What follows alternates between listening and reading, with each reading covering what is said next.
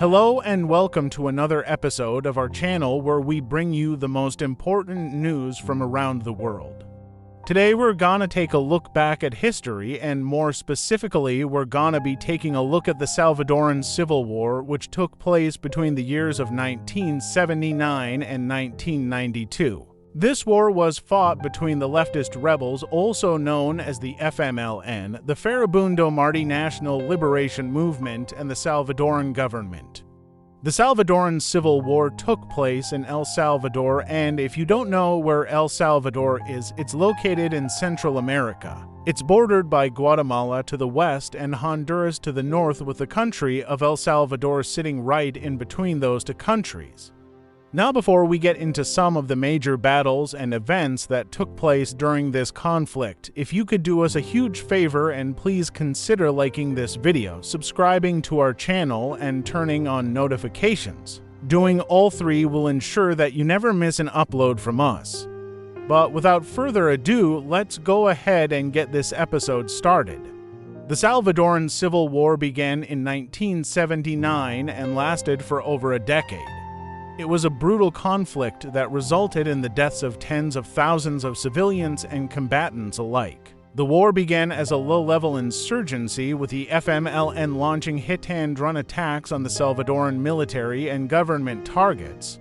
However, as the conflict dragged on, the war would eventually become a full-scale civil war, with both sides committing atrocities and war crimes against one another. One of the major turning points in the Salvadoran Civil War was the Battle of Cojute Peak, which took place in October of 1980.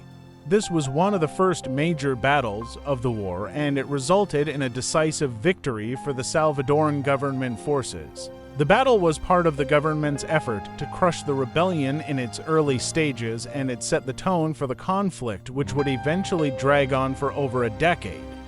Despite the early setbacks, the FMLN continued to launch attacks on the Salvadoran government and military targets throughout the 1980s. In response, the Salvadoran government launched a scorched earth campaign against suspected rebel sympathizers, which resulted in the deaths of hundreds of civilians. This led to international condemnation and calls for the Salvadoran government to respect human rights.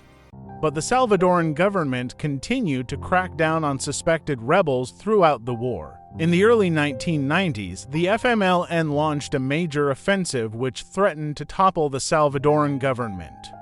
However, the offensive ultimately failed and the FMLN was forced to retreat. In 1991, peace talks were initiated with the support of the UN, and this led to the signing of the Chapultepec Peace Accords in 1992. The peace accords provided for the demobilization of the FMLN, and the Salvadoran government committed to undertaking a process of national reconciliation.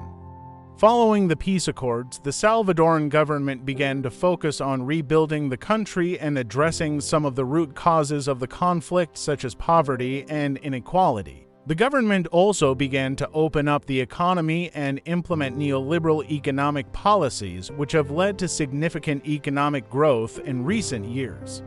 However, despite the progress that has been made since the Civil War, El Salvador remains a deeply divided country. The legacy of the conflict continues to shape Salvadoran politics and society, and there are still tensions between the former combatants. We hope you enjoyed this episode on the Salvadoran Civil War. If you did, please remember to like and subscribe so you never miss an upload from us. Thank you for watching, and we'll see you in the next one.